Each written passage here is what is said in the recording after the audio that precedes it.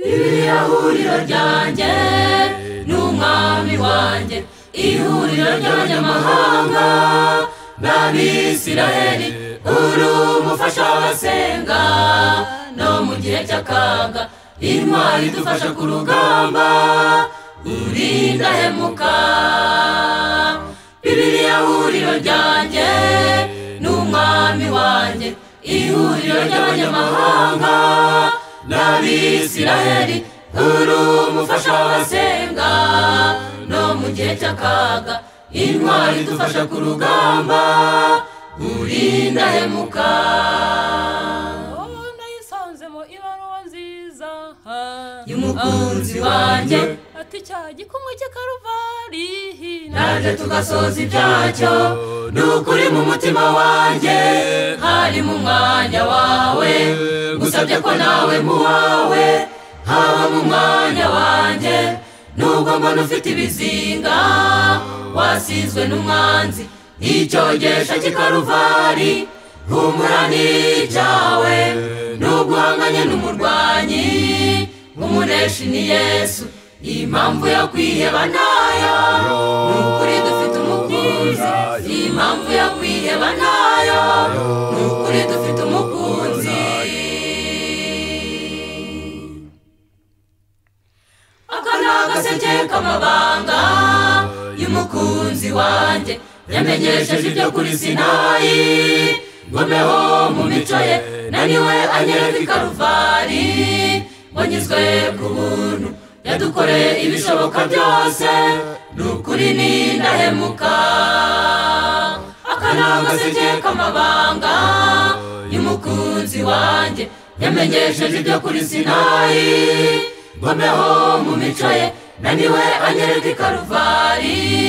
wanyuzwe ku buntu, yadukoreye ibishoboka byose, n'ukuri ni indahemuka. nayisanzemo ibaruwa nziza y'umukunzi wanjye, ati cya gikumwe cya Karuvari naje tugasoza ibyacyo, n'ukuri mu mutima wanjye hari mu mwanya wawe, gusabye ko nawe mu wawe haba mu mwanya wanjye, nubwo mbona ufite ibizinga wasizwe n'umwanzi, icyogesha cy'Ikaruvari humura n'icyawe,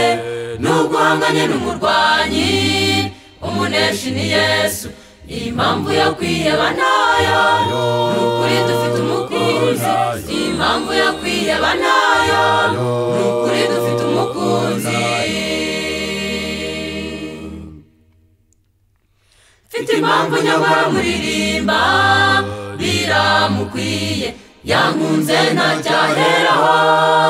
nari mubi cyane, yemera n'umusaraba ngo anture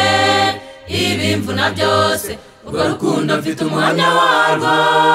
ni Bibiliya yera. Mfite impamvu nyamara muririmba biramukwiye, yankunze ntacyaheraho, nari mubi cyane, yemera n'umusaraba ngo anture ibimvuna byose, urwo rukundo mfite umuhamya warwo, ni Bibiliya yera. nayisanzemo ibaruwa nziza y'umukunzi wanjye, ati cya gikumwe cya Karuvari naje tugasoza ibyacyo, n'ukuri mu mutima wanjye hari mu mwanya wawe, gusabye ko nawe mu wawe haba mu mwanya wanjye, nubwo mbona ufite ibizinga wasizwe n'umwanzi, icyogesha cy'Ikaruvari humura n'icyawe,